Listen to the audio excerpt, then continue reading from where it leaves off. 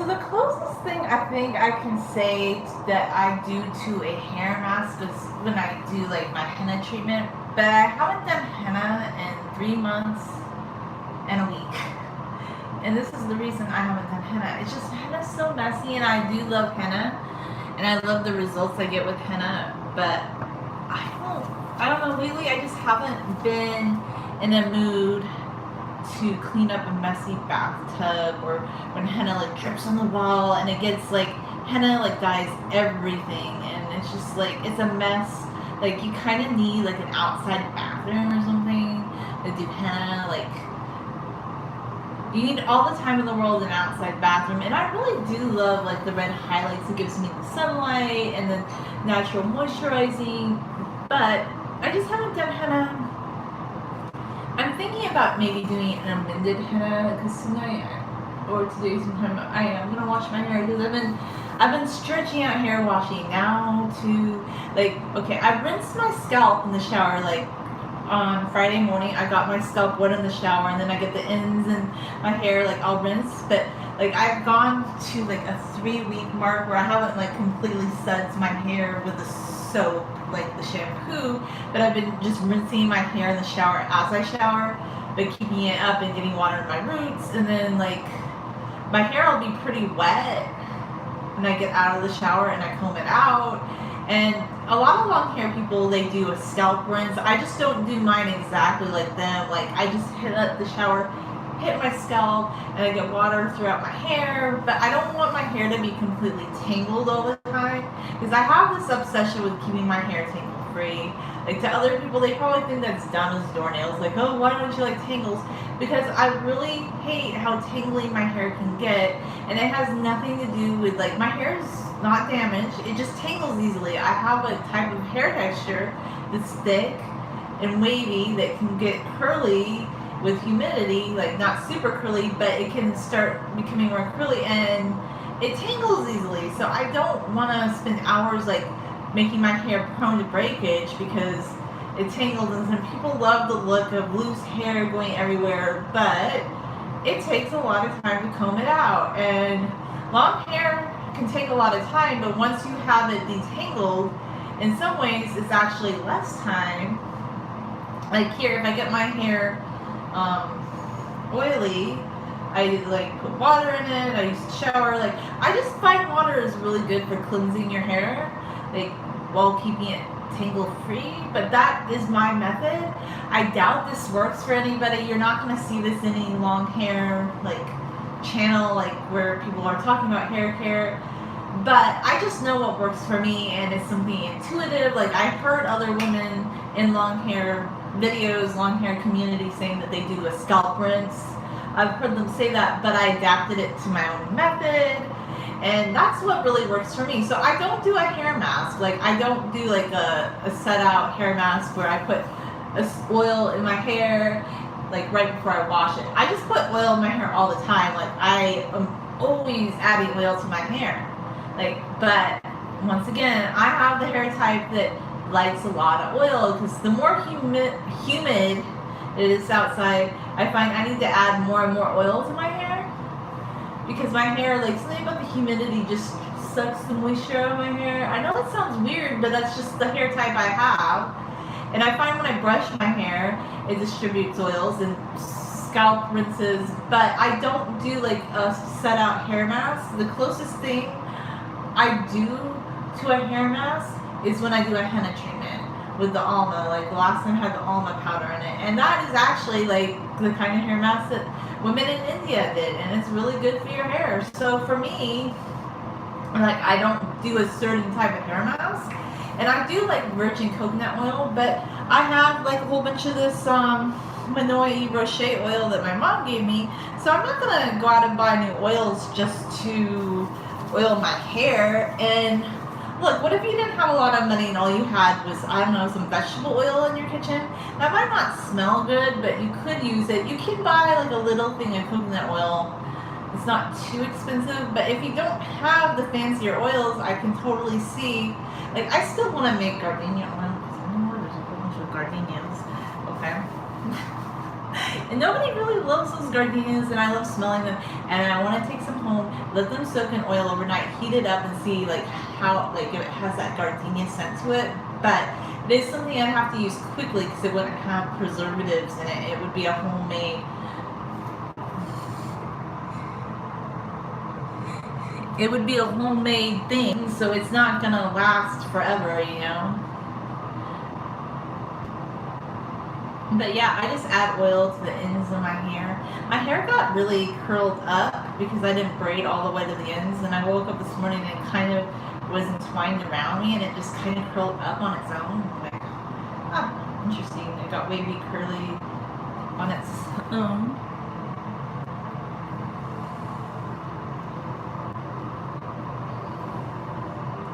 So yeah, I don't do like a specific kind of hair mask, and I think you can if you want to, but it's just like when people say do a hair routine, I don't like have specific hair routine I do. I just know what worked for me. When I first wanted to start growing my hair again, I remember that all my life I used to sleep with my hair in a braid, and I just knew from my own life experience, like I don't know what told me that, okay? I just told myself that because when you're young, you sometimes might sleep with your hair in a braid overnight, and I would just notice that a lot of nights if I didn't take my hair out of a braid, it was so much easier to manage than when I left my hair loose. That was just something I learned on my own. Like they talk about this in the hair community, of course, but that was just something I learned on my own. And then, like I said, when I was younger, I had tailbone length hair. It wasn't super, like, to me it was thinned out because I had never had a big chop, like that was just hair I had as a kid, and it was loose a lot, so I suffered from a lot of hair damage because I didn't know back then how to take care of my hair in a way, like where by leaving it in braids that would maintain length and thickness. Like I didn't know that back then. So when I cut my hair in my 20s and then in my 30s I started growing my hair out, like I learned that just keeping my hair in a braid is what keeps it healthy. But a lot of people, they don't like that because they want to see loose hair. They want to see hair everywhere. And maybe some people can do that. Maybe some people can have their hair loose everywhere, blowing in the wind, and they can detangle it really fast and they are not going to get any breakage. But reality is, like, the more your hair gets tangled up, the more it can break off.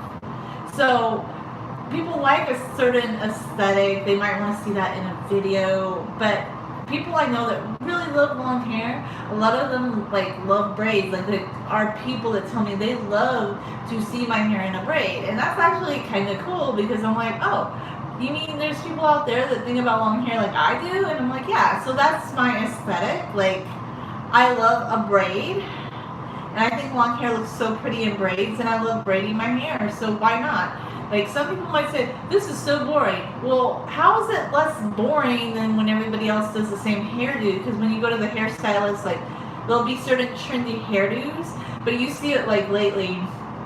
I guess like the most popular hairdo I see a lot of is maybe like a medium length, spirally kind of curl, and then they'll say, well, this kind of curl that used to be popular is now old fashioned until, I don't know, it comes back in style. I think you have to have your own hairstyle.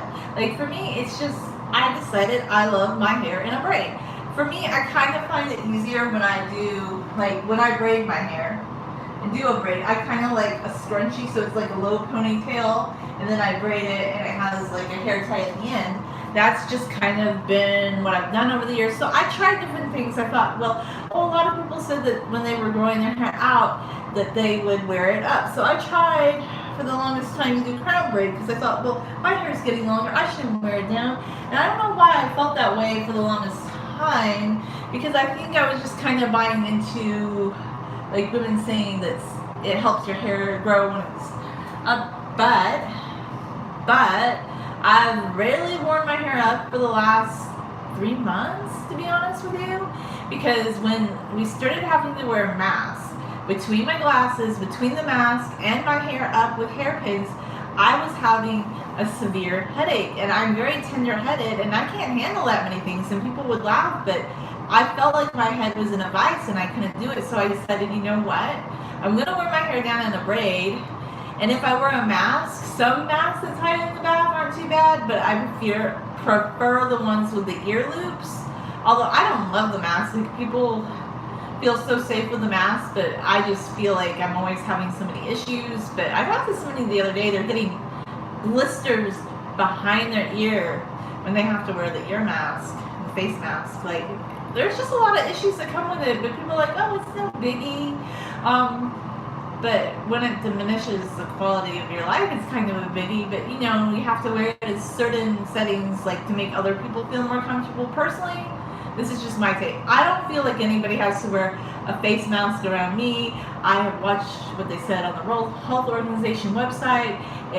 It's not going to make that big of a difference, but some people truly believe it does. So when I'm in a group setting, in order to make others feel more comfortable, I will wear it, but I don't wear it outside. If you don't like that, you can go with that, but I don't even care anymore, because I'm done caring about all that.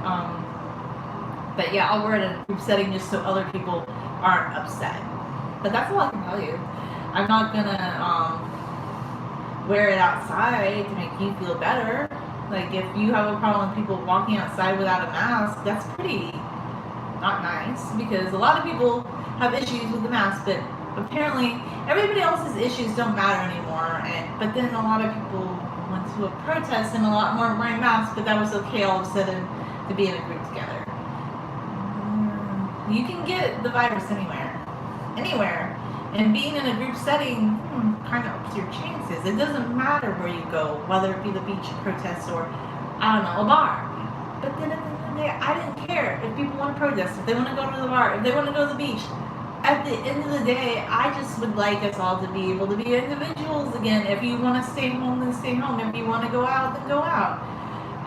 I don't know, but I'm done participating in that debate, because to be honest with you, everybody has a different opinion. There's so much rife over it.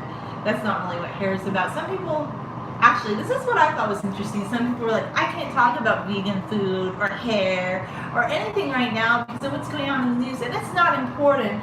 I'm not, oh my gosh, my cause, it's not important. I'm not going to go along with that kind of thinking, because that's following a movement, no matter what it is. I'm an individual person. I'm not going to stop talking about things I like on a daily basis, or feeling like things that are important to me or my friends and family are not all of a sudden important. Because you know what? That movement, they don't care about you personally.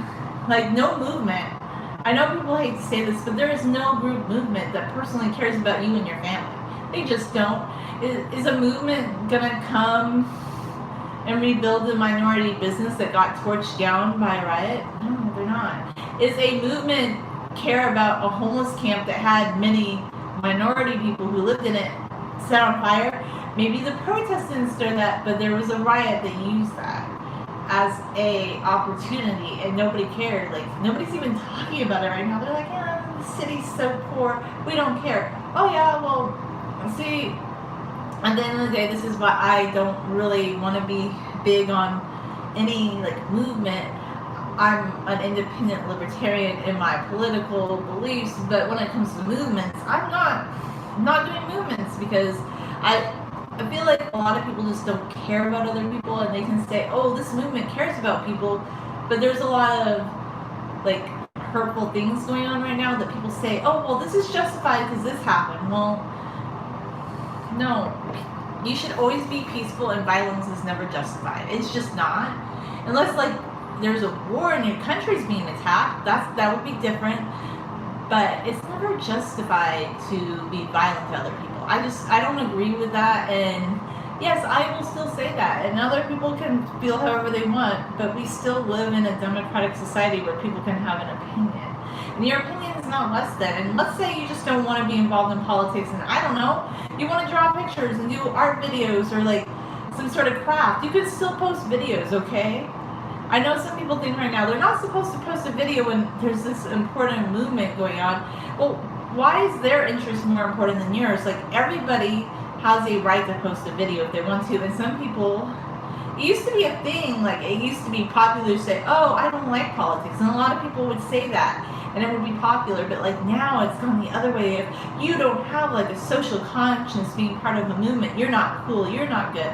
So I'm just gonna step away from that. It also has to do with how you consume media. Like I like the internet, but if something's shared around too much or too many people are getting excited about something, I've noticed that even if I look at that thing, I don't tend to like it always. Like sometimes yes, but if it's something that's a little too popular, it just doesn't usually appeal to me. And I'm not saying it's not good or interesting. I just don't always like really popular things. That's my opinion, but hey, I might just be too individualistic in my mindset on this, you know?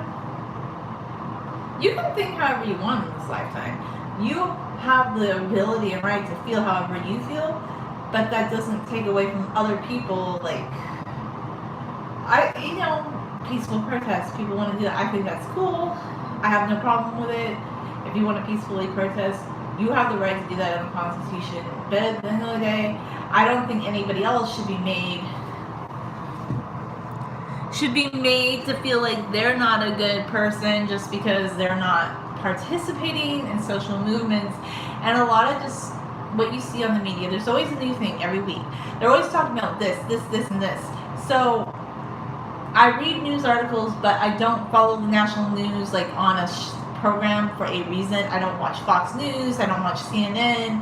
I don't watch any of those channels. Like sometimes people will be like, that's what they say on Fox News. I'm like, well, I can't tell you what they say on Fox News or CNN because I just read a few articles. Maybe it's The Guardian, maybe it's the New York Times, maybe it's actually when you want to know what's really going on in the city, I tend to like read just like I'll Google and find like an independent publication. Like if they said something happened in Missouri or North Carolina, I'll look at the local paper or maybe like a local Twitter feed to see, well, what's going on there? Or locally in our community, I'll look at a local Twitter feed or our local paper because sometimes the local news agency will cover that in more depth than if you were just to, yeah, so you can do whatever you want, and I do read some news articles, but I even limit that too, because at the end of the day, you still have to have your own interests, and being a creative person is not a bad thing. There's nothing wrong with creativity. If you want to fall out of the news cycle right now, more than ever, I give you permission to do that because the news cycle doesn't care about you or your family, okay? They just don't. Like, if you're trying to make a living,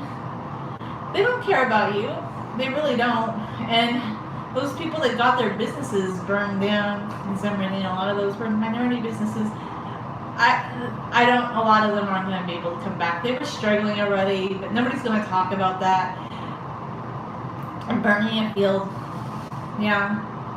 I don't, what you had some bad intentions because the field can catch up in flames and there's a lot of trees in our area and a lot of dry brush and prone to fire, so you had some bad intention, but those were rioters, okay? Those were not protesters. There's just people that use the situation.